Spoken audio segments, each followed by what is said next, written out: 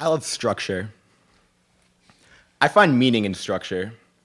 I like my activities to have a clear, articulable purpose. When I learn a new skill, I like measurable improvement and discrete progressions. Unfortunately, the world almost never works like that. The biggest lesson I've learned from Commonwealth is how to find structure and meaning in the world around me and how to cope when it just isn't there. Today, I want to talk about 3 teachers at Commonwealth and how they taught me to make sense of the world around me. For the architecturally inclined, walking around Back Bay can be an overwhelming experience. The old mixes with the new in a disorienting way. In about 10 minutes, we can make our way from Boston Common, the oldest park in the country, to the Christian Science Center, where the newest skyscraper in the country is under construction. We can walk through Copley Square and see the Romanesque towers of Trinity Church superimposed against the futuristic panels of the John Hancock Tower. And in front of Trinity's gaudy spires, a mother and her twin babies wear soiled clothing and petition unhearing strangers for fractions of dollars. But our society embodies these contradictions on a much larger scale, too. Our government passes legislation to address new problems and preempt future catastrophes. But the very legitimacy of these laws stems from a 230-year-old document. We call our country the land of opportunity, but when a young man lifts a banana from 7-Eleven, we condemn him to a lifetime of shame and unemployment. As someone who needs structure, I've always had trouble assimilating these eclectic, inconsistent principles into a meaningful idea of a society with an ounce of virtue or integrity. That's where Ms. Haber came in. I spent my entire junior year holding my breath, only exhaling once a day when it was time for US history. Ms. Haber guided us through the last 400 years of American history, tracing the evolution of our country's institutions, traditions, values. Suddenly, some of the idiosyncrasies of the world around me were no longer a mystery. Why don't I have any neighbors of color? Because my neighborhood is composed of wealthy white people who fled racially mixed neighborhoods in the 20th century, and more recently, post-apartheid South Africa. Why do we admire red carpet celebrities and literally read magazines about Kim Kardashian's ring, even while we disparage the 1% and decry the inequality in our country? Both impulses are core American values that go all the way back to the Gilded Age. Following the Industrial Revolution and the wild success of bankers and robber barons, we fetishized wealth and identified prosperity with virtue. But at the same time, a powerful labor movement developed that demanded a share for workers and denounced capitalists as greedy leeches.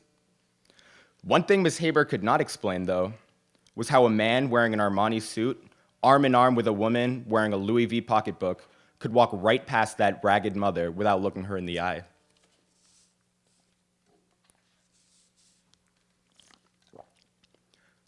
Mr. Sherry has been my math teacher for 3 out of 4 years at Commonwealth. Now, sciences have always frustrated me. They're too non-definitive. A heliocentric cosmology predicted planetary motion just as accurately as Copernicus's geocentric model. People thought Newton's 3 laws were the be-all and end-all of physics until new phenomena were discovered that could only be explained by general relativity. It's only a matter of time before our current model is called into question as we discover newer phenomena in laboratories or the nether regions of space.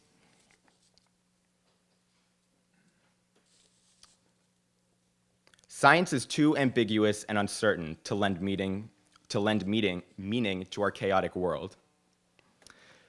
Math is different. Bear with me while I geek out for a few minutes. In math, we don't start from the physical world and try to find a model that matches our observations. We begin and end with abstract objects. Counting numbers are an example. They have convenient properties because we invented them.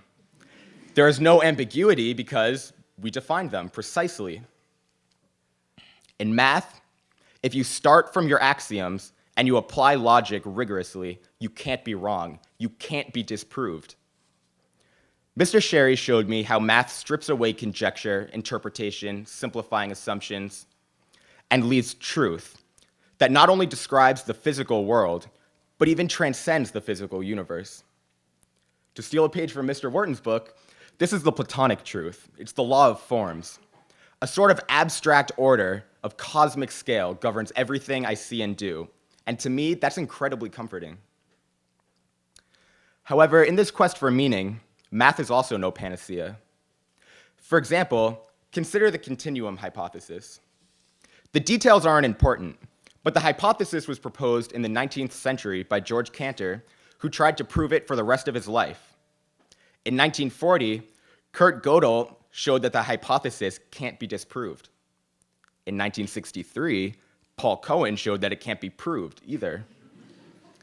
The hypothesis exists in some murky, ill-defined region between truth and nonsense. Isn't that disquieting? Finally, I want to give a shout out to my advisor, Ms. Jackman. As is true for most teenagers, my adolescence has seen its fair share of turmoil and tribulations. But no matter how chaotic my life felt, I always had an anchor. At least once a week, I'd get to talk in a safe space to a wise mentor who had my best interests at heart. This is probably the most underrated service Commonwealth offers. I can't overstate how important these meetings and that relationship have been to organizing my life and putting my trials in context. But besides giving this structure to my life, these meetings taught me something even more important.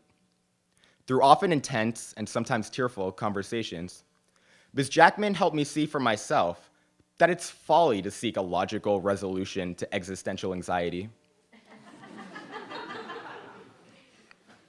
With regard to that struggling mother and her twins, there is no satisfying explanation for how callous people can be in the presence of misery. With regard to the continuum hypothesis, even at the very most abstract, transcendent, precise plane, our universe is mysterious and unknowable. I used to struggle to find order and meaning in the world around me, and Commonwealth has given me the tools to see and create this structure for myself. But more importantly, it has taught me to struggle instead with recognizing and accepting nuance and ambiguity.